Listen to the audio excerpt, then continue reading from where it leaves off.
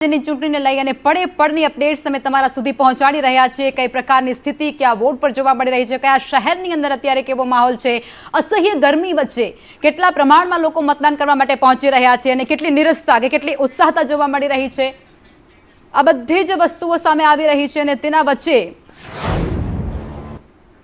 હર્ષ સંઘવી જેવો છે આજે બહાર નીકળવું જોઈએ અને વધુમાં વધુ મતદાન પોતપોતાના ક્ષેત્રમાં કરવું જોઈએ તેવું હું સ્પષ્ટપણે માનું છું। સાહેબ, અત્યાર સુધી બહુ ઓછું મતદાન અલગ અલગ જગ્યાએ જોવા મળે છે। મતદારો બહાર નીકળે બપોર પછીનો સમય છે, વધુ મતદાન થાય માટે આજે તમે જોયું હશે કે જે પ્રકારે ચૂંટણી પંચ દ્વારા જે વ્યવસ્થાઓ કરવામાં આવી છે, કોઈ બી જગ્યા પર વ્યક્તિ જાય મતદાન કરવા માટે તો 5-10 મિનિટની અંદર આરામથી પાછા ઘર તરફ જઈ શકે એ પ્રકારની વ્યવસ્થાઓ કરવામાં આવી છે। બધી જ જગ્યાઓ પર બીજી બી વ્યવસ્થાઓ કરવામાં આવી છે જેથી કોઈ બી ગરમીની તકલીફ ના પડી શકે તે માટેની બી વ્યવસ્થાઓ ORS હોય, પાણી હોય, લીંબુ પાણી હોય, બધી જ વ્યવસ્થાઓ કરવામાં આવી છે અને વધુમાં વધુ લોકોએ નીકળવું જોઈએ।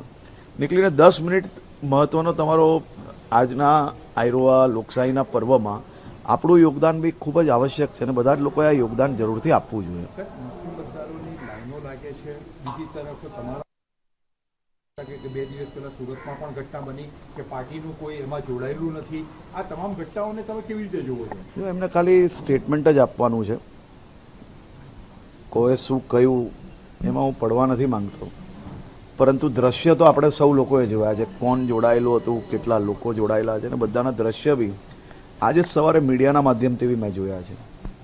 કેમેરા શોધવાની વાત તો બહુ દૂર છે, લોકોએ જ ખુલ્લા પાડ્યા છે, એટલે હું એમાં નથી પડવા માંગતો આજના દિવસે, પરંતુ હું સ્પષ્ટપણે એવું માનું છું કે આ પ્રકારની રાજનીતિ કોઈ એક દીકરીની વાત હોય ત્યારે ના હોવી જોઈએ, એટલું હું 100% માનું છું। પરંતુ આજના દિવસે હું એ વિષય બી બાજુમાં મૂકવા માંગુ છું, એનું તો ગંભીરતાપૂર્વક તપાસ અમે કરશો જ અને ગુનેગારોની પરિસ્થિતિ આપ સૌ જાણો છો કે કયા પ્રકારની અમે કરીએ છીએ, પરંતુ આજનો દિવસ એ લોકશાહીનું સૌથી મોટો પર્વ છે। તમામ લોકોએ પોતાના મતદાનનો ઉપયોગ કરવો જોઈએ અને મતદાનનો ઉપયોગ એ સમયસર કરવો જોઈએ। બધા જ લોકોએ મોટી સંખ્યામાં જઈને મતદાન કરવું જોઈએ। ઓકે।